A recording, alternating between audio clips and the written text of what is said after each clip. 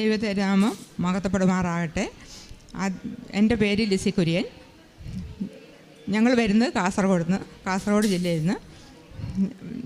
ഉടമ്പടി എടുത്തത് 5/10/2021 ഒരു പ്രാവശ്യം മാതാവിൻ്റെ മാധ്യസ്ഥം വഴി ഈശോയുടെ മുമ്പിൽ സാക്ഷ്യം പറയാൻ എനിക്ക് അനുഗ്രഹം കിട്ടി. ഇതിപ്പം രണ്ടാമത്തെ പ്രാവശ്യമാണ് ഞാൻ സാക്ഷ്യം പറയാൻ നിൽക്കുന്നത്.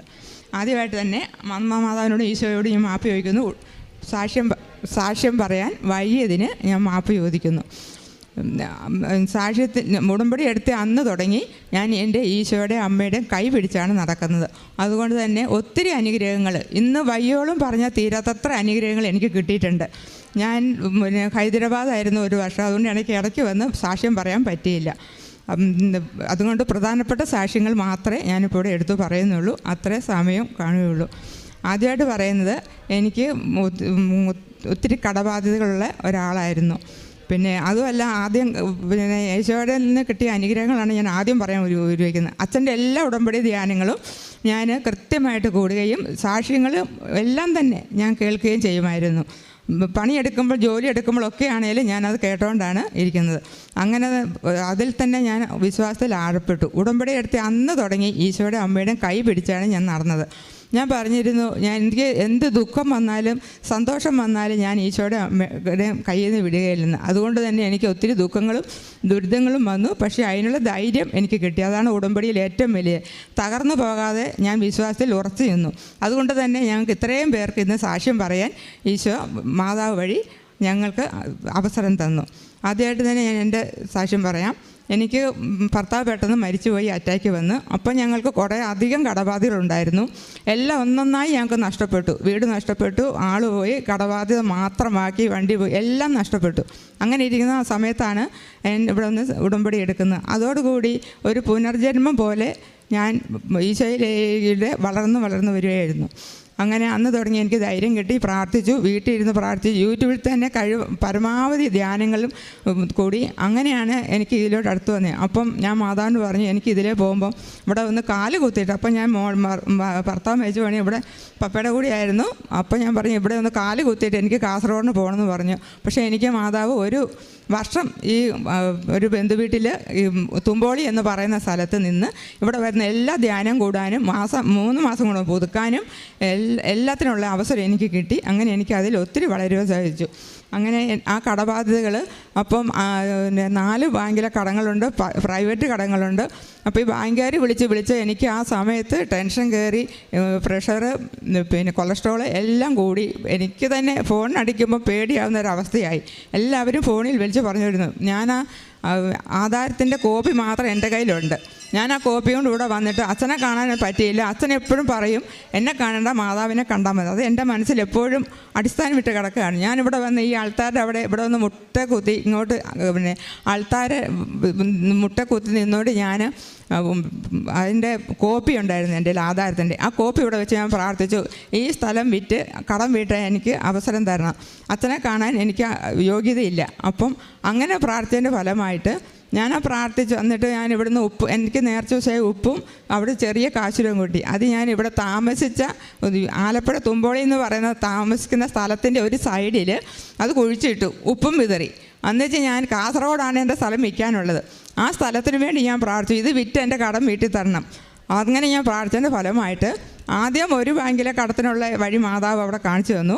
ഞാൻ പറഞ്ഞു, മാതാവ് എനിക്ക് 2 കാര്യം ഒരുമിച്ച് നടന്നു. അതേ മാസം തന്നെ ആ 2 കടങ്ങളും തീർന്ന് ആ ഒരു ബാധ്യത എനിക്ക് മാറിക്കിട്ടി. അത് കഴിഞ്ഞ് പിന്നെയും 2 കടമുണ്ട്. അതും അതിനുള്ള വഴി മാതാവ് എനിക്ക് ഈശോ വഴി നേടിത്തന്നു. അങ്ങനെ എനിക്ക് ആ കടങ്ങളെല്ലാം തീർന്ന് കിട്ടി. ഇനിയും കുറച്ചും കൂടിയുണ്ട്. അതെൻ്റെ മാതാവ് ഈശോ വഴി മാറ്റിത്തരുമെന്ന് ഞാൻ പൂർണ്ണമായിട്ടും വിശ്വസിക്കുന്നു. അങ്ങനെ അത് കഴിഞ്ഞിട്ട് ഞാനവിടെ തുമ്പോളി പള്ളിയിൽ പോകുന്ന സമയത്ത് ഒരു ദിവസം വൈകുന്നേരം 5 മണിക്ക് കുർബാനയ്ക്ക് പോകുമ്പോൾ പിന്നെ അന്ന് പട്ടികളുടെയൊക്കെ ഭയങ്കര ശല്യമുള്ള സമയമാണ്. ഞാനിങ്ങനെ പള്ളി പോകുന്ന സമയത്ത് ഒരു 5 പട്ടികൾ കടിക്കാൻ വേണ്ടി എൻ്റെ മുമ്പിലോട്ട് വളഞ്ഞു നിന്നു. ഞാൻ പേടി എനിക്ക് തോന്നിയില്ല. എന്നാലും അവിടെ നിന്നു. എൻ്റെ കാശുരൂപത്തിൽ ഒരു കൈ കൊണ്ട് പിടിച്ചു, എൻ്റെ കൃപാസന മാതാവേ എന്ന് വിളിച്ച് ഒരു കൈ കൊണ്ട് ഷാൾ എടുത്തൊരു വീശി. ആ 5 പട്ടിയും തല ഇങ്ങനെ താഴ്ത്തി അവിടെ നിന്ന് എനിക്ക് വഴി മാറി തന്നു പള്ളിയിൽ പോകാൻ. അങ്ങനെ എനിക്കൊരു വലിയ അത്ഭുതം. അങ്ങനെ എനിക്ക് ആ ഉടമ്പടി കാശുരത്തോട് ഭയങ്കര അത്ഭുതം തോന്നി. അതുപോലെ ഞാൻ സ്ഥലം വിൽക്കാൻ വേണ്ടിയിട്ട് ഉപ്പും കാശുരവും ഇട്ട് ജപമാല ചൊല്ലി പ്രാർത്ഥിക്കാൻ എൻ്റെ മുറ്റത്ത്. അങ്ങനെ പ്രാർത്ഥിച്ചുകൊണ്ടിരുന്നപ്പോൾ ഒരു ദിവസം രാത്രി മുറ്റത്തിറങ്ങിയപ്പോൾ ഞാൻ ഈ പ്രാർത്ഥിച്ചുകൊണ്ടിരുന്നതിൻ്റെ മുകളിൽ ആകാശത്ത് പരിശുദ്ധാൽ വലിയൊരു തീകോളം, അവിടെ 3 പരിശുദ്ധാൽ പ്രാവിൻ്റെ രൂപത്തിൽ വട്ടം വട്ടം ചുറ്റി ഇങ്ങനെ പോകുന്ന ഞാൻ ആകാശത്ത് കണ്ടു. അപ്പോൾ എൻ്റെ കൂട്ടുകാരോട് ഞാൻ പറഞ്ഞിട്ട് നീ മുറ്റത്തോടെ ഇറങ്ങി നോക്കിക്കുക, ഒന്ന് കാണണമെങ്കിൽ എന്ന് പറഞ്ഞു. അപ്പോൾ അവൾ കുറേ നോക്കിയിട്ടും കാണില്ല. ഞാൻ പിന്നെ ഇത് കാണുക. അപ്പോൾ അവൾ പറഞ്ഞു, ചേച്ചി ഇത് എല്ലാവർക്കും കാണാൻ സാധിക്കുകയില്ലെന്ന് പറഞ്ഞു. അങ്ങനെ ഒരു അത്ഭുതം എനിക്ക് കാണാൻ സാധിച്ചു. പിന്നെ ഞാനിങ്ങനെ പ്രാർത്ഥിച്ചിട്ട് ഒത്തിരി പേർക്ക് സൗഖ്യം കിട്ടുന്നുണ്ടല്ലോ എന്നൊക്കെ ഓരോരുത്തർ പറഞ്ഞു കേട്ട് എൻ്റെ ഒരു കൂട്ടുകാരിയുടെ ഭർത്താവ് ഒരു 30 വർഷങ്ങളായി, അവൾ മദ്യപിക്കുന്ന ആളാണ്. അപ്പോൾ പറഞ്ഞു, നീ എനിക്ക് വേണ്ടി ഒന്ന് പ്രാർത്ഥിക്കാൻ പറഞ്ഞു. അപ്പോൾ ഞാനങ്ങനെ പ്രാർത്ഥിച്ചതിൻ്റെ ഫലമായി ഞാൻ പ്രാർത്ഥിച്ചു എൻ്റെ മാതാവേ അവരുടെ കുടുംബത്തിൽ സമാധാനം കൊടുക്കണമെന്ന്. അപ്പോൾ ഒരു ദിവസം എന്നോട് പറയുകയാണ്, നിങ്ങളുടെ പ്രാർത്ഥന ദൈവം കേട്ടെന്നാണ് തോന്നുന്നത്. അതിപ്പോൾ ഇന്ന് വരെ അയാൾ മദ്യപിച്ചിട്ടില്ലെന്ന്. 30 വർഷമായി അയാളുടെ മദ്യപാനമായിരുന്നു. അങ്ങനെ അതും ഒരു അനുഗ്രഹം കിട്ടി. പിന്നെ ഒരാളുടെ അറ്റാക്ക്, അയാൾക്ക് അറ്റാക്ക് വന്നിട്ട് ഗൾഫിൽ നിന്ന് മക്കൾ വന്നിട്ട് ഓപ്പറേഷൻ ചെയ്യാൻ എത്രയും പെട്ടെന്ന് വരണമെന്ന് പറഞ്ഞു. അപ്പോൾ ഞാൻ ആ അറ്റാക്ക് വന്ന് എൻ്റെ നെഞ്ചിൽ ഉടമ്പടി തൈലം തേച്ച് ഞാൻ പ്രാർത്ഥിച്ചു, മാതാവേ അത് ഓപ്പറേഷൻ ഇല്ലാതെ മാറ്റി കൊടുക്കണമെന്ന്. അങ്ങനെ പ്രാർത്ഥന ഫലമായി മകൾ ഗൾഫിൽ നിന്ന് വന്നു കഴിഞ്ഞപ്പോൾ അത് ആ 2 ഡോക്ടർമാരുടെ അടുത്തും കാണിച്ചിട്ടും അങ്ങനെ ഒരു അറ്റാക്കോ അങ്ങനെ ഒരു കാര്യമോ അവിടെ ഇല്ല. അവർക്ക് തന്നെ അതിശയം തോന്നി. അവർ പിന്നെ പല ഡോക്ടറെ അടുത്ത് പോയിട്ടും അങ്ങനെ ഒരു ബ്ലോക്ക് അയാൾക്കില്ല. ഇന്നും പൂർണ്ണ ആരോഗ്യത്തോടു കൂടി അയാൾ ജീവിച്ചിരിക്കുന്നു. പിന്നെ ഞാൻ പറയാനുള്ളത് എൻ്റെ പിള്ളേരുടെ കാര്യമാണ്. അതെൻ്റെ അനിയത്തിയാണ്. അവൾ ഒമാനിലാണ് വർക്ക് ചെയ്തത്. അപ്പോൾ ഞാൻ ഈ ഉടമ്പടി സാക്ഷ്യത്തിൽ കൂടിയപ്പം തുടങ്ങി എല്ലാ സാക്ഷ്യങ്ങളും അവൾക്ക് അയച്ചു കൊടുക്കുമായിരുന്നു. അങ്ങനെ അവൾ അങ്ങനെ തന്നെ അതിൽ വിശ്വസിച്ച് എന്നും പ്രാർത്ഥന സമയം കിട്ടുമ്പോൾ കൂടുമായിരുന്നു. അങ്ങനെ ഇരിക്കുന്ന സമയത്ത് അവൾക്ക് അവിടെ നിന്നൊരു ഒരു രോഗം വന്നു. അവൾക്ക് തലവേദന പോലെ മാരകമായൊരു തലവേദന വന്നു. ആ തലവേദന എന്ന് പറഞ്ഞാൽ കണ്ണിന് അപൂർവമായ രോഗമാണ് ഡോക്ടർ പറഞ്ഞത്. എൻ്റെ പേര് മേരിക്കുട്ടി. ഞാൻ ഒമാനിലാണ് ജോലി ചെയ്യുന്നത്. അപ്പോൾ 2022 എനിക്ക് ഹെർപ്പിൻസ് എന്ന് പറഞ്ഞൊരു രോഗം വന്നു. അത് തലസംബന്ധമായിട്ട് നെറ്റിക്കും കണ്ണിനുമാണ് വന്നത്. അത് കണ്ടപ്പോൾ എല്ലാവരും എന്നോട് പറഞ്ഞു, കാഴ്ച തന്നെ നഷ്ടപ്പെടുമോയെന്ന് സംശയമുണ്ട്. ആരും എന്നോട് നേരിട്ട് പറഞ്ഞില്ല, എല്ലാവരുടെയും മനസ്സിലുണ്ടായിരുന്നു. രോഗം മാറി എല്ലാം കഴിഞ്ഞപ്പോഴാണ് എല്ലാവരും എന്നോടിങ്ങനെ പറഞ്ഞത്. പക്ഷേ അന്ന് എൻ്റെ ചേച്ചി ഉടമ്പടി എടുത്തിട്ടുണ്ടായിരുന്നു. അന്ന് എനിക്ക് കൃപാസനത്തിനെ പറ്റി ഒന്നും അറിയത്തില്ലായിരുന്നു. അപ്പോൾ എൻ്റെ ഈ അസുഖം വന്നു കഴിഞ്ഞപ്പോഴാണ് ഈ കൃപാസനത്തെ പറ്റി ഞാൻ അറിയാൻ തുടങ്ങിയത്. അപ്പം ചേച്ചി എനിക്ക് ഇവിടെ അച്ഛൻ്റെ ധ്യാനങ്ങളും സാക്ഷ്യങ്ങളൊക്കെ എനിക്ക് അയച്ചു തരുമായിരുന്നു. അപ്പോൾ അന്നൊന്നും എനിക്ക് മൊബൈലൊന്നും നോക്കാൻ പറ്റിയിട്ടില്ല. എനിക്ക് കാണാനോ ഒന്നും കേൾക്കാനോ എനിക്ക് പറ്റില്ല. എനിക്ക് 2.5 മാസം 3 മാസം കഴിഞ്ഞിട്ടാണ് എനിക്ക് അസുഖം പൂർണ്ണമായി മാറുന്നത്. മാറിയാലും എൻ്റെ തലവേദന എനിക്ക് വിട്ടുമാറിയിട്ടില്ല. അപ്പോൾ അന്വേഷിച്ചപ്പം പറഞ്ഞത് ഒരിക്കലും മാറില്ല ഈ തലവേദന. ആ തലവേദന നമ്മുടെ മരണം വരേക്കും ആ തലവേദന ഉണ്ടാകുമെന്നാണ് ഡോക്ടർ വരെ പറഞ്ഞത്. അതിന് പ്രത്യേകിച്ച് മരുന്നോ കാര്യമോ ഒന്നും ഇല്ല എന്നാണ് പറഞ്ഞത്. പക്ഷേ ഇന്നിപ്പം എനിക്ക് അത് സംബന്ധമായിട്ട് ഒരസുഖവും ഇല്ല, ഒരു തലവേദനയും ഇല്ല. പക്ഷേ ചെറിയൊരു മരവിപ്പ് മാത്രമാണ് ഇപ്പോൾ ഉള്ളത്. അതും മാതാവ് എനിക്ക് തീർത്തും മാറ്റിത്തരുമെന്നുള്ള പൂർണ്ണ വിശ്വാസം എനിക്കിന്നുണ്ട്. അന്ന് മുതൽ ഞാൻ അച്ഛൻ്റെ ടോപ്പിക്ക് സ്ഥിരമായി കാണുമായിരുന്നു, സാക്ഷ്യങ്ങളും കേൾക്കുമായിരുന്നു. പിന്നീട് എനിക്ക് എൻ്റെ ഹസ്ബൻഡ് 2020 ഒമാനിൽ വെച്ച് മരണപ്പെട്ടു. അപ്പോൾ ഈ 2 കുട്ടികളും ഒമാനിലായിരുന്നു. 2 വർഷത്തോളം അവരവിടെ തുടർന്ന് പഠിച്ചു. അതിനുശേഷം സാമ്പത്തികമായ ബുദ്ധിമുട്ട് വന്നു കഴിഞ്ഞപ്പം അവരെ നാട്ടിലേക്ക് വിടാൻ ഞാൻ തീരുമാനിച്ചു. അപ്പം ഞാൻ മാതാവിനോട് പറഞ്ഞു, മാതാവേ നല്ലൊരു ഹോസ്റ്റൽ എൻ്റെ മക്കൾക്ക് കാണിച്ചു കൊടുക്കണമെന്ന്. അതുപോലെ തന്നെ എൻ്റെ മക്കൾക്ക് നല്ലൊരു ഹോസ്റ്റൽ കിട്ടുകയും അവിടെ എല്ലാ ദിവസവും കുർബാനയ്ക്ക് കൂടാനുള്ള അനുഗ്രഹവും എൻ്റെ മക്കൾക്ക് കിട്ടി. പിന്നെ എൻ്റെ മോള് SLC ആയിരുന്നു ഈ വർഷം. അവൾ തന്നെ വിചാരിച്ചതിൽ കൂടുതൽ മാർക്ക് അവൾക്ക് നൽകുകയും എല്ലാ സബ്ജക്റ്റിനും ഒരുവിധം നല്ല മാർക്കോടുകൂടി പാസ്സാവുകയും ചെയ്തു. എന്നോട് ചോദിച്ചു, അമ്മ ഈ സബ്ജക്റ്റിന് എനിക്ക് ഇത്രയും മാർക്ക് എങ്ങനെ കിട്ടിയെന്ന്. ഞാൻ പറഞ്ഞു, കൃപാസന മാതാവിനോട് പ്രാർത്ഥിക്കുന്നുണ്ട്, ഞാനും എൻ്റെ ചേച്ചി എല്ലാവരും പ്രാർത്ഥിക്കുന്നുണ്ട്, മോൾ എല്ലാ ദിവസവും കുർബാനയ്ക്ക് കൂടുന്നുണ്ട്, കൊന്ത ചൊല്ലാറുണ്ട്, അതിൻ്റെയൊക്കെ ഫലമാണ് എന്ന് ഞാൻ പറഞ്ഞു. ഈ വർഷം +1 അഡ്മിഷൻ കിട്ടാൻ വേണ്ടി പ്രാർത്ഥിക്കുന്നുണ്ട്. പിന്നെ എനിക്ക് വയറുവേദന വന്നിരുന്നു. വയറുവേദന എന്ന് പറഞ്ഞാൽ ലൂസ് മോഷനാണ്. പക്ഷേ അത് ഒരാഴ്ചയോളം എനിക്ക് നിന്നിട്ട് മാറിയില്ല. ഹോസ്പിറ്റലിൽ പോകാൻ ഭയങ്കര മടിയാണ് എനിക്ക്. അവസാനം നിവൃത്തിയില്ലാന്ന് കണ്ടപ്പോൾ കിടക്കുന്ന ബെഡിൽ തന്നെ എനിക്ക് ലൂസ് മോഷൻ അറിയാതെ പോകാൻ തുടങ്ങി. അപ്പോഴാണ് ഞാൻ പറഞ്ഞത് ഹോസ്പിറ്റലിൽ പോകണം, എനിക്ക് മരുന്ന് വാങ്ങണമെന്ന്. പക്ഷേ എൻ്റെ ചേച്ചിയോട് ഞാൻ പറഞ്ഞു, പുള്ളിക്കാരി അത്ര സീരിയസ് ആയി കണക്കാക്കിയില്ല. ലാസ്റ്റ് പറഞ്ഞപ്പോഴാണ് പറഞ്ഞത് ഇത്രയും സീരിയസ് ആണെന്ന് ഞാൻ അറിഞ്ഞിരുന്നില്ല എന്ന് പറഞ്ഞു. അപ്പം പുള്ളിക്കാരിയുടെ തൈലം എടുത്ത് പുള്ളിക്കാരുടെ വയറെ തന്നെ തേച്ചിട്ട് പ്രാർത്ഥിച്ചിരുന്നു. അല്പസമയം കഴിഞ്ഞപ്പോൾ എനിക്ക് നല്ലൊരു വിശപ്പ് തോന്നി. ഞാൻ ഭക്ഷണം കഴിച്ചു. പിന്നീട് എനിക്ക് മാറുകയും പിന്നീട് ഹോസ്പിറ്റലിൽ പോകാതെ തന്നെ അന്ന് ഉച്ചവരെ ഞാൻ ലീവ് എടുത്തിട്ട് ഉച്ചയ്ക്ക് ശേഷം ഡ്യൂട്ടിക്ക് പോവുകയും ചെയ്തു. അങ്ങനെ എനിക്ക് ആ സൗഖ്യവും എനിക്ക് ഉടമ്പടി എടുക്കാതെ തന്നെ കിട്ടിയ അനുഗ്രഹമാണ്. ഇന്നാണ് ഞാൻ ഉടമ്പടി എടുത്തത്. ഞാൻ ഹൈദരാബാദ് നേഴ്സാണ്, വർക്ക് ചെയ്യുകയാണ്. ഇത് എൻ്റെ അമ്മയാണ്. അപ്പോൾ എൻ്റെ അമ്മ ഇവിടെ തുമ്പോളിൽ താമസിച്ചുകൊണ്ടിരിക്കുമ്പോഴാണ് കൃപാസനത്തിലെ പ്രാർത്ഥനകളും വീഡിയോകളും അച്ഛൻ്റെ പ്രാർത്ഥനകളെല്ലാം എനിക്ക് ഷെയർ ചെയ്ത് തരുന്നത്. അപ്പോൾ ഞാൻ അമ്മയോട് പറഞ്ഞു, ഞാനിപ്പോൾ വർക്ക് ചെയ്യുന്ന ഹോസ്പിറ്റലിൽ എനിക്ക് ഭയങ്കര ബുദ്ധിമുട്ടാണ്, അവിടെയുള്ള ചെറിയ ചെറിയ പ്രശ്നങ്ങളും കൊണ്ട് എനിക്ക് വർക്ക് ചെയ്യാൻ പറ്റുന്നില്ല എന്ന് പറഞ്ഞ് അമ്മ അതിനു വേണ്ടിയിട്ട് നല്ലോണം പ്രാർത്ഥിക്കുകയും എനിക്ക് അവിടുന്ന് ഞാൻ ഇതിനു മുമ്പ് തന്നെ വർക്ക് ചെയ്തുകൊണ്ടിരുന്ന ഹോസ്പിറ്റലിൽ അവരെന്നെ അവിടുന്ന് ഒരു അഗ്രികൾച്ചറൽ സീഡ് കമ്പനിയിൽ ഫസ്റ്റ് എയ്ഡ് നേഴ്സായിട്ട് വിളിക്കുകയും എനിക്ക് അവിടുന്ന് അങ്ങോട്ട് മാറ്റം കിട്ടുകയും ചെയ്തു. അതൊരു ജനറൽ ഷിഫ്റ്റ് ആയിരുന്നു. അങ്ങനെ ഞാൻ ആ കമ്പനിയിൽ വർക്ക് ചെയ്തുകൊണ്ടിരുന്നപ്പം എനിക്ക് അവിടെ വർക്ക് ചെയ്തുകൊണ്ടിരുന്നപ്പം എനിക്ക് എക്ടോപിക് പ്രഗ്നൻസി വന്നു. അത് ഞാൻ അറിഞ്ഞിരുന്നില്ല. എനിക്കൊരു സിംറ്റംസും വന്നില്ല, ഒന്നും വന്നില്ല. എൻ്റെ രണ്ടാമത്തെ പ്രഗ്നൻസിയാണ്, ഇത് മൂത്ത മോളാണ്. അപ്പം 7 വർഷം കഴിഞ്ഞ് എനിക്ക് പ്രഗ്നൻസി വന്നു. അതെനിക്ക് അറിയാൻ പറ്റിയില്ല. എനിക്കൊരു സിംറ്റംസും ഇല്ലായിരുന്നു. എനിക്കൊരു വിശപ്പില്ലായ്മ വന്നപ്പം ഞാൻ എൻ്റെ കൂടെ ഉണ്ടായിരുന്ന ഡോക്ടറോട് പറഞ്ഞു, എനിക്കിങ്ങനെ വിശക്കുന്നില്ല എന്ന് പറഞ്ഞപ്പം പുള്ളിക്കാരൻ എന്നോട് പറഞ്ഞു, നീ ഒന്ന് പപ്പായ കഴിച്ചു നോക്ക്, അപ്പോൾ ചിലപ്പോൾ നിൻ്റെ വിശപ്പിൻ്റെ കുഴപ്പം മാറുമെന്ന്. അപ്പം ഞാൻ അമ്മയോട് പറഞ്ഞു, അമ്മ എനിക്ക് 2-3 ദിവസമായിട്ട് എന്തോ ഒരു വയ്യായിക, അപ്പം ഞങ്ങൾ പ്രതീക്ഷിക്കുന്നില്ല ഇങ്ങനെ ഒരു പ്രഗ്നൻസി ഉണ്ടാകുമെന്ന്. ഞങ്ങളങ്ങനെ പ്ലാനിങ്ങും അല്ലായിരുന്നു, അതിനൊരു സിംറ്റംസും ഇല്ലായിരുന്നു. അങ്ങനെ ഒരു ദിവസം ഡോക്ടർ പറഞ്ഞതനുസരിച്ച് ഞാനന്ന് രാവിലെ ഡ്യൂട്ടിക്ക് പോയി. അവിടുന്ന് ഞാൻ വീട്ടിൽ നിന്ന് കൊണ്ടുപോയ പപ്പായയാണ്. അത് ഞാൻ ഉച്ചയ്ക്ക് അവിടെ ഇരുന്ന് കഴിച്ചു കഴിഞ്ഞപ്പം ഒരു 2 മണിക്കൂർ കഴിഞ്ഞപ്പം എനിക്ക് ചെറുതായിട്ടൊരു വയറുവേദന തുടങ്ങി. അത് കഴിഞ്ഞപ്പം 5:30 എൻ്റെ ഡ്യൂട്ടി കഴിയും. 5:30 ഡ്യൂട്ടി കഴിഞ്ഞ് അവിടുത്തെ കമ്പനി ബസ്സിലാണ് എന്നെ വീട്ടിൽ കൊണ്ടുവിടുന്നത്. അപ്പം ഞാൻ ആ കമ്പനി ബസ്സിൽ കയറുകയും അന്ന് ആ ഡ്രൈവർ, എന്നും സേഫായി കൊണ്ടുപോകുന്ന ഡ്രൈവർ, അന്ന് ഞാൻ കഴിഞ്ഞപ്പം ഒരു കിലോമീറ്റർ അങ്ങ് മുന്നോട്ട് പോയപ്പം ഡ്രൈവർ ഇതിനകത്ത് തട്ടുകയും വണ്ടി ജമ്പാവുകയും 4ാമത്തെ സീറ്റിലിരുന്ന് ഞാൻ മുകളിലോട്ട് പോയി താഴോട്ട് വരികയും ചെയ്തു. അന്നേരം എൻ്റെ അകത്തുനിന്ന് ഒരു ശബ്ദം ഞാൻ കേട്ടു, വയറിനകത്തുനിന്ന്.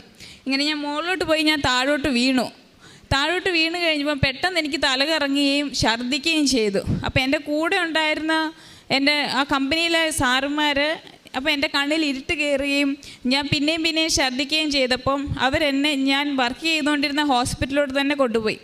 അവിടെ ചെന്നപ്പം എനിക്ക് BP 70/30 ആയിരുന്നു.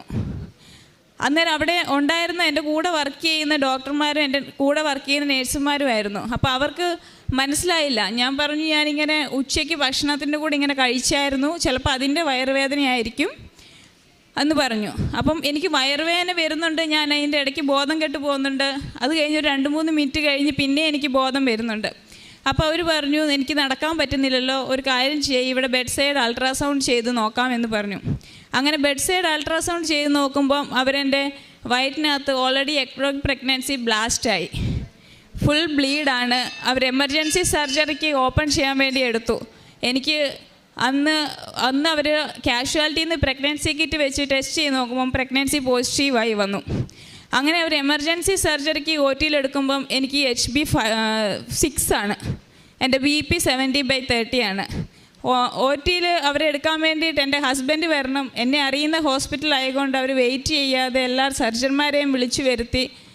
അന്ന് രാത്രിയിൽ 11-12 മണിയായപ്പോൾ എന്നെ OT കയറ്റി. എനിക്ക് ഇടയ്ക്ക് ബോധം വരും, ഇടയ്ക്ക് ബോധം അറിയും. ഞാൻ അവരോട് സംസാരിക്കുന്നുണ്ടെന്നാണ് അവർ പിന്നോട് എന്നോട് പറഞ്ഞത്. അങ്ങനെ OT കയറ്റി കഴിഞ്ഞ് അവർ ഓപ്പൺ ചെയ്തു, ലാപ്രോസ്കോപ്പി ചെയ്ത് ഓപ്പൺ ചെയ്ത് സർജറി ചെയ്തുകൊണ്ടിരിക്കുമ്പോഴേ ഒത്തിരി ബ്ലഡ് ലോസ് ഉണ്ട്. അവരൊരു 4 പാക്കറ്റ് ബ്ലഡ് എനിക്ക് കയറ്റിക്കൊണ്ടിരിക്കുന്ന സമയത്ത് ഞാൻ ടേബിളിൽ അറസ്റ്റായി. അവരെന്നെ വെൻറ്റിലേറ്ററിലിട്ട് കഴിഞ്ഞപ്പം എൻ്റെ ഹസ്ബൻഡിനോട് പറഞ്ഞു, അറിയിക്കേണ്ടവരെയൊക്കെ അറിയിച്ചോ, ഞങ്ങൾ ചെയ്യാവുന്നതിൻ്റെ പരമാവധി ഞങ്ങൾ ചെയ്യുന്നുണ്ടെന്ന് പറഞ്ഞു. അങ്ങനെ അറസ്റ്റായി കഴിഞ്ഞ് വെൻറ്റിലേറ്ററിലിട്ട് അവർ എൻ്റെ സർജറി കഴിഞ്ഞ് ഐ സിയിലോട്ട് ഷിഫ്റ്റ് ചെയ്തു. ഐ സിയിൽ ബെഡിൽ കൊണ്ടുവന്ന് മോണിറ്റർ കണക്ട് ചെയ്തപ്പം എൻ്റെ ഹാർട്ട് റേറ്റ് 280 290 ആയിരുന്നു. അവിടുന്ന് അവരെനിക്ക് ഷോക്ക് തന്നു. 2 പ്രാവശ്യം ഷോക്ക് തന്നിട്ട് വെൻറ്റിലേറ്ററിൽ അന്ന് ഞാൻ നോ റെസ്പോൺസ് ആയിരുന്നു. അന്ന് രാത്രി എൻ്റെ ഹസ്ബൻഡ് അമ്മേനെ വിളിച്ച്, അമ്മ നാട്ടിലാണുള്ളത്, അമ്മേനെ വിളിച്ച് പറഞ്ഞു എത്രയും പെട്ടെന്ന് കയറി ഇവിടെ വരണം, ഇങ്ങനെ ഹോസ്പിറ്റലാണ്, സീരിയസ് ആണ്, അറിയിക്കേണ്ടവരെല്ലാം അറിയിച്ചോളാം. എൻ്റെ ഒരു കസിനുണ്ട് അന്ന് ഹൈദരാബാദ്, അവനും അന്ന് നാട്ടിൽ പോയേക്കുവാണ്. ഇവരെല്ലാം അവിടെ ടെൻഷൻ അടിച്ചിരിക്കുമ്പോഴും അമ്മ പറഞ്ഞു എൻ്റെ കൃപാസന മാതാവുണ്ട് അവൾക്ക് കൂട്ട്, അവൾക്കൊന്നും സംഭവിക്കില്ല എന്ന് പറഞ്ഞു. അന്ന് നേരിട്ട് ഹൈദരാബാദിലോട്ട് വരാതെ അമ്മ രാവിലെ എണീറ്റ് പറഞ്ഞു ഞാൻ അങ്ങോട്ട് പോകുന്നില്ല, ഹൈദരാബാദിലോട്ട് പോയിട്ട് ഞാൻ അവളുടെ അടുത്തോട്ട് പോയിട്ട് ഒന്നും ചെയ്യാനില്ല, ഞാൻ ഇങ്ങോട്ട് ആലപ്പുഴയ്ക്ക് വരുവാണ്, അവിടെ വന്നിട്ട് ഞാൻ കൃപാസന മാതാവിനെ കണ്ടിട്ടേ ഞാൻ ഹൈദരാബാദിൽ വരുന്നുള്ളൂ എന്ന്. 4 മണി വരെ റെസ്പോണ്ട് ചെയ്യാതിരുന്ന ഞാൻ 4 മണിക്കൊന്ന് കാലനക്കി എന്ന് എൻ്റെ ഹസ്ബൻഡ് വിളിച്ച് അമ്മയോട് പറഞ്ഞു. അമ്മ കൃപാസനത്തിൽ വന്ന് 6 മണി 6:30 ആയി കാണുമായിരിക്കും, സമയം എനിക്ക് കൃത്യമായിട്ട് അറിയത്തില്ല. കൃപാസനത്തിൽ വന്ന് അമ്മയോട് പ്രാർത്ഥിച്ചുകൊണ്ടിരിക്കുമ്പം എനിക്കവിടെ ബോധം വന്നു. ഞാൻ വെൻറ്റിലേറ്ററിൽ തന്നെയാണ്, പക്ഷേ എൻ്റെ കൊളീഗ്സിനോട് എനിക്ക് ആംഗ്യ ഭാഷയിലൂടെ സംസാരിക്കാൻ പറ്റുന്നുണ്ട്. എൻ്റെ ഹസ്ബൻഡിനെ കണ്ടു, ഞാൻ ചോദിച്ചു എൻ്റെ കൊച്ചെന്ത് ചെയ്യുന്നു. ഒരു ദിവസം കഴിഞ്ഞാണ് ഞാൻ കണ്ണു തുറക്കുന്നത്, എനിക്കറിയത്തില്ല എനിക്ക് സംഭവിച്ചതെന്ന്. ജസ്റ്റ് ഞാൻ വണ്ടിയിൽ നിന്ന് വീണതേ എനിക്ക് ഓർമ്മയുള്ളൂ. അത് കഴിഞ്ഞ് OT പോയതും OTയിൽ നിന്ന് ICU വന്നതൊന്നും എനിക്ക് ഓർമ്മയില്ല, എല്ലാം അവരെന്നോട് പറയുന്നതാണ്. അത് കഴിഞ്ഞിട്ട് എന്നെ അവർ 4 മണിക്ക് ബോധം വന്ന് ഞാൻ ട്യൂബ് മാറ്റുന്നില്ല എന്ന് ചോദിച്ചപ്പം നോക്കാം, നിനക്ക് ഓക്സിജൻ കറക്റ്റ് ലെവലായിട്ടില്ല, നമുക്ക് വെയിറ്റ് ചെയ്യാമെന്ന് പറഞ്ഞു. അങ്ങനെ കുറച്ച് 2-3 മണിക്കൂർ കഴിഞ്ഞപ്പം ഡോക്ടേഴ്സ് വന്നപ്പം അവരെൻ്റെ വെൻറ്റിലേറ്റർ ട്യൂബ് മാറ്റിയിട്ട് ഞാൻ ആദ്യം വിളിക്കുന്ന അമ്മേനെയാണ്. അമ്മേനെ വിളിക്കുമ്പോൾ അമ്മ ഇവിടെ കൃപാസനത്തിലാണ്. കൃപാസനത്തിൽ രാവിലെ അമ്മ ഇവിടെ നിൽക്കുകയാണ്. അമ്മേനോട് പറഞ്ഞു നിൻ്റെ ഒരു ഫോട്ടോ എനിക്ക് അയച്ചു തരാൻ. അന്നേരം തന്നെ എൻ്റെ ഹോസ്പിറ്റലായിരുന്നുകൊണ്ട് എൻ്റെ അടുത്ത് എൻ്റെ ഫോൺ ഉണ്ടായിരുന്നു. എൻ്റെ കൊളീഗ്സിനോട് ഞാൻ ഫോൺ മേടിച്ച് ഞാൻ അമ്മയ്ക്കൊരു സെൽഫി അയച്ചു കൊടുത്തു. അമ്മ അതിവിടെ വെച്ച് മാതാവിൻ്റെ രൂപത്തിൽ വെച്ച് പ്രാർത്ഥിച്ച് കഴിഞ്ഞിട്ടാണ് അമ്മ അന്നത്തെ ഫ്ലൈറ്റിന് ഹൈദരാബാദ് വരുന്നത്. അന്ന് അമ്മ എൻ്റെ അടുത്തോട്ട് വന്നിരുന്നെങ്കിലും, ഇവിടെ വന്ന് പ്രാർത്ഥിക്കാതെ എൻ്റെ അടുത്തോട്ട് വന്നിരുന്നെങ്കിൽ ഇന്ന് ഞാൻ ഈ സാക്ഷ്യം പറയാൻ ഇവിടെ ഉണ്ടാവുകയില്ലായിരുന്നു. കഴിഞ്ഞ വർഷം മെയ് 4-ാം തീയതി ഒരു ദിവസം മൊത്തം ഞാൻ വെൻറ്റിലേറ്ററിലായിരുന്നു. ഇന്ന് ഇവിടെ ഈ സാക്ഷ്യം പറയാൻ ഇവിടെ ഈ നിൽക്കുന്നത് മാതാവിൻ്റെ ഒരൊറ്റൊരു അനുഗ്രഹം കൊണ്ട് മാത്രമാണെന്നാണ് ഞാൻ വിശ്വസിക്കുന്നത്. ആ ഒരു വർഷം കഴിഞ്ഞ് ഈ ഉടമ്പടി എടുക്കാൻ വേണ്ടിയിട്ടാണ്, കഴിഞ്ഞ വർഷം ഞങ്ങൾ വരാനിരുന്നതാണ്, വന്നു. പക്ഷേ എനിക്ക് ട്രെയിൻ ടിക്കറ്റ് കിട്ടാത്തതുകൊണ്ടും എനിക്ക് അത്ര ജേണി ചെയ്യാൻ പറ്റാത്തത് കൊണ്ടുമാണ് ഞങ്ങൾ വീട്ടിൽ വരെ വന്നിട്ട് ഇവിടെ വരാതെ തിരിച്ചു പോയത്. അത് സാക്ഷ്യം പറയാൻ ഇത്രയും താമസിച്ചത് ഞാൻ ക്ഷമ ചോദിക്കുന്നു. ഇതേ ഉടമ്പടി കണ്ടിന്യൂവും മാതാവിൻ്റെ ഒരേ ഒരു കൃപയും കൊണ്ടാണ് ഇന്ന് ഞാൻ നിങ്ങളുടെ മുന്നിൽ ഇവിടെ നിന്ന് സാക്ഷ്യം പറയാൻ ചെയ്യുന്നത്. ഞാൻ എങ്ങനെയാണ് പ്രാർത്ഥിച്ച് ചോദിച്ചാൽ, ഇവർക്ക് സീരിയസ് ആയി കഴിഞ്ഞപ്പോൾ ഞാൻ അന്ന് രാത്രിയിൽ ബൈബിളും എൻ്റെ നേർച്ച വസ്തുക്കളും ഒക്കെ എടുത്തു. ഞാനിങ്ങനെ എല്ലാവരും എന്നെ വന്ന് നോക്കും, കാരണം മരിച്ചു എന്നാണ്, അത്രയും ഇതായിട്ടാണ് അവിടെ അറിഞ്ഞത്. ഞാൻ എന്നിട്ട് ഇതെല്ലാം എടുത്ത് ആരും കാണാതെ ഞാൻ മുറി കയറി ഞാൻ മാതാവിൻ്റെ ഈശോയോട് പറഞ്ഞു, ഞാൻ ഉടമ്പടി എടുത്തപ്പം ഒരു വാക്ക് ഇവിടെ കൊടുത്തിട്ടാണ് പോയെ, എനിക്ക് എന്ത് ദുഃഖം വന്നാലും സന്തോഷം വന്നാലും ഞാൻ അമ്മയുടെ ഈശോയുടെ കയ്യേത് വിടുകയില്ല എന്നൊരു വാക്ക് പറഞ്ഞിട്ടായിരുന്നു ഞാൻ പോയത്. ആ വാക്ക് ഞാൻ പറഞ്ഞു, ഇന്ന് ഞാൻ മകൾക്ക് ഇത്ര സീരിയസ് ആണെങ്കിലും ഞാൻ ആ വാക്ക് പാലിക്കുന്നു, എനിക്കൊരു ദുഃഖവും ഇല്ല. പക്ഷേ അമ്മ 7 വയസ്സ് മാത്രം പ്രായമുള്ളൊരു മോളുണ്ട് അവൾക്ക്, ആ മോളുടെ അമ്മയെ തിരിച്ചു കൊടുക്കണം. അത് മാത്രം ഞാൻ മാതാവിനോട് പ്രാർത്ഥിച്ചു. ഞാൻ വെളുക്കോളും പ്രാർത്ഥിച്ചു, ബൈബിൾ വായിച്ചു, ഉടമ്പടി തൈലം എടുത്തു. ഞാൻ ഇങ്ങോട്ട് പോകാമെന്ന് തീരുമാനിച്ച് ആ നിമിഷം അവിടെ കാലനങ്ങി. ഇവിടെ വന്ന് മാതാവിനെ കണ്ടു കഴിഞ്ഞപ്പോഴാണ് അവൾ എന്നെ വിളിക്കുന്നത്. ആ മാതാവിൻ്റെ കൃപ മാത്രമാണ് ഇന്ന് ഈ ആൾക്കാരിൽ ഇവൾക്ക് നിൽക്കാൻ ചെയ്തിട്ട്. അത് കഴിഞ്ഞ് 3 മാസം കഴിഞ്ഞപ്പോൾ ഇതേ മോക്ക് അതേപോലെ തന്നെ സീരിയസ് ആയി ഡെങ്കിപ്പനി വന്നു. ഇവർക്ക് ഡെങ്കിപ്പനി വന്ന് കൂടുതലായി, കൗണ്ട് കുറഞ്ഞ് 28,000 എത്തി. അപ്പം ഞാൻ ഉടമ്പടി പ്രാർത്ഥിച്ചുകൊണ്ടിരുന്നു. അപ്പോൾ ഇവരുടെ കൂടെ ഞാനുണ്ട് ഹൈദരാബാദ്. ഇവരുടെ ഹസ്ബൻഡിൻ്റെ മാതാപിതാക്കൾക്കും സുഖമില്ല, ആകെപ്പാടെ എല്ലാം ബുദ്ധിമുട്ട്. ഞാനിതെല്ലാം ചെയ്യുന്നതിൻ്റെ ഇടയ്ക്ക് ഞാൻ പ്രാർത്ഥിച്ചുകൊണ്ടിരുന്നു. കാശിലും ഉടമ്പടി തൈലം എല്ലാം എടുത്ത് വെച്ച് പ്രാർത്ഥിച്ചു. അവസാനം ഞാൻ പറഞ്ഞു, അപ്പം ഞാൻ അച്ഛൻ്റെ ഉടമ്പടി ധ്യാനം കൂടിക്കൊണ്ടിരിക്കുക. അത് എപ്പോഴത്തെ ഒരു ധ്യാനമാണ്. ഞാൻ ഈ പണിയെല്ലാം തീർന്ന് എൻ്റെ മുറി മുട്ട കുത്തിയെന്ന് പ്രാർത്ഥിച്ച് ഉടമ്പടി ധ്യാനം കൂടുമ്പോൾ അച്ഛൻ ഇവിടുത്തെ ബഹുമാനപ്പെട്ട ജോസഫ് അച്ഛൻ പറഞ്ഞു, ബ്ലഡിൽ കൗണ്ട് കുറയുന്ന ഒരു രോഗിയെ ഈശോ സൗഖ്യപ്പെടുത്തിക്കൊണ്ടിരിപ്പുണ്ടെന്ന് പറഞ്ഞു. അപ്പം ഞാൻ വിചാരിച്ചു, മാതാവേ, അത് ഈശോയെ അത് എൻ്റെ കൊച്ചു തന്നെ ആയിരിക്കുമല്ലോ എന്ന് വിചാരിച്ചു. ഞാൻ ഇവളോടും വിളിച്ച് പറഞ്ഞു, എൻ്റെ ഈ അനിയത്തിയോടും വിളിച്ച് പറഞ്ഞു, അച്ഛൻ ഇങ്ങനെ പറഞ്ഞിട്ടുണ്ട്, അത് നമ്മുടെ കൊച്ചു തന്നെ, ഇനി കൗണ്ട് കുറയാല്ല. അപ്പോൾ 28,000 വരെ എത്തി, ഇനിയും കുറഞ്ഞാൽ ബ്ലഡ് കയറ്റണം. അപ്പോൾ ഞാൻ പറഞ്ഞു, ഈ കുഞ്ഞു ശരീരത്തിൽ ബ്ലഡ് കയറ്റി അതിൻ്റെ ശരീരം അതിനിട ആക്കല്ലേ മാതാവേ, ബ്ലഡ് അല്ലെങ്കിൽ തന്നെ ഇഞ്ചക്ഷൻ എടുത്തെടുത്ത് അതിൻ്റെ കൈയൊന്നും മുഴുവൻ പാടും വേദനയായിരുന്നു. ആ സമയം തുടങ്ങി. പിന്നെ ഡോക്ടർ വന്ന് നോക്കുമ്പോൾ 2000 വെച്ച് കൊച്ചിൻ്റെ കൗണ്ട് കൂടാൻ തുടങ്ങി. അപ്പോൾ ഞാൻ മാതാവിനോട് പറഞ്ഞു, ഇനി അപ്പം ഡോക്ടർ പറഞ്ഞ് 90,000 ആയാൽ നിങ്ങൾക്ക് വീട്ടിൽ പോകാമെന്ന് പറഞ്ഞു 2 ദിവസം കഴിഞ്ഞപ്പോൾ. അപ്പോൾ ഞാൻ പറഞ്ഞു 90 അല്ല 1,00,000 കൂടുതലാകുമെന്ന് പറഞ്ഞു. അപ്പം പിന്നെ 2 ദിവസം കഴിയുമ്പോഴത്തേന് 1,02,000 ആയി. അങ്ങനെ കൊച്ചിനെ വീട്ടിലേക്ക് പറഞ്ഞു വിട്ടു. അപ്പം പിന്നെ കൊച്ചിന് ഭയങ്കര ഇതാണ്. എൻ്റെ ഉടമ്പടിത്തൈലൊക്കെ എടുത്ത് അവൾ കാണാതെ പോയി നെറ്റ് കുരിശ് വരച്ച് മുട്ടുകുത്തി എന്ന് പ്രാർത്ഥിക്കും ചില ദിവസങ്ങളിൽ. നമുക്കും എൻ്റെ കൃപാസന മാതാവിനെ ഭയങ്കര ഇഷ്ടം. അതുകൊണ്ട് അങ്ങനെ ഒരു വലിയ അത്ഭുതവും ഞങ്ങൾക്ക്. പിന്നെ ഒത്തിരി അനുഗ്രഹങ്ങൾ കിട്ടാണ്ട് പറയാൻ വിട്ടുപോയിട്ടുണ്ടാവും. അങ്ങനെ ഈശോ തന്ന എല്ലാ അനുഗ്രഹങ്ങൾക്കും നന്ദി. ഇതെല്ലാം ദൈവത്തോടുള്ള പ്രാർത്ഥന കൊണ്ട് മാത്രമാണ്. പരമാവധി പിന്നെ ഞങ്ങൾ പറ്റുന്ന പോലെ എല്ലാവർക്കും സഹായം കൊടുക്കാനും അവരുടെ കാര്യങ്ങളിൽ ശ്രദ്ധ വിടുവാനും. എൻ്റെ കാര്യങ്ങളല്ല, ഇന്നും ഞാൻ ഉടമ്പടിയിൽ വെച്ച് 6 കാര്യം വെക്കാൻ പറഞ്ഞിട്ട് എൻ്റെ കാര്യങ്ങളിലല്ല, ഞാൻ മറ്റുള്ളവരുടെ 3-4 പേരുടെ കാര്യങ്ങൾ വെച്ച് 2 പേർക്ക് എൻ്റെ കൂടെ വരണമെന്ന് ആഗ്രഹം ഉണ്ടായിരുന്നു. അവർക്ക് വരാൻ സാധിച്ചില്ല. അവരെയാണ് ഞാൻ 1ഉം 2ഉം ഒക്കെ നമ്പറിൽ എഴുതിയിരിക്കുന്നത്. അങ്ങനെ മറ്റുള്ളവരെ സഹായിക്കാനുള്ള മനസ്സും അവർക്ക് വേണ്ടി പ്രാർത്ഥിക്കാനും പിന്നെ ഒത്തിരി പേർക്ക് പ്രാർത്ഥിച്ചിട്ട് പിന്നെ അനുഗ്രഹങ്ങളും രോഗശാന്തിയും ലഭിച്ചിട്ടുണ്ട്. ഈശോ അവർക്ക് നേടിക്കൊടുത്തിട്ടുണ്ട്. അങ്ങനെ എല്ലാ അനുഗ്രഹങ്ങൾക്കും ഈശോയ്ക്കും മാതാവിനും നന്ദി പറയുന്നു. ഇനിയും സാക്ഷ്യം പറയാൻ ഇവിടെ വരുത്തുമെന്ന് ഞാൻ പൂർണ്ണമായിട്ട് വിശ്വസിക്കുന്നു. ദൈവ തിരുനാമം മഹത്വപ്പെടുമാറാകട്ടെ. പരിശുദ്ധമ്മയുടെ മധ്യസ്ഥതയിൽ ഇപ്പോൾ ഒരു സാക്ഷ്യത്തിൻ്റെ പൂർണ്ണതയെന്ന് പറയണത് ഈ പ്രാർത്ഥിച്ച വ്യക്തിയും ആ പ്രാർത്ഥനയ്ക്ക് അനുഭവം ലഭിച്ച വ്യക്തികൾ ഒരുമിച്ച് അൾത്താരയിൽ വന്ന് ദൈവത്തിന് മഹത്വപ്പെടുത്തുമ്പോഴാണ്. അത് നമ്മൾ ദൈവത്തിന് കൊടുക്കുമ്പം ഏറ്റവും നല്ലത് കൊടുക്കണമെന്നുള്ളത് ഒരു കൽപ്പന ആയതുകൊണ്ടല്ല, അത് ഏറ്റവും കൂടുതൽ സ്നേഹിക്കുന്നവർക്ക് ഏറ്റവും നല്ല ഗിഫ്റ്റ് കൊടുക്കണമെന്നുള്ള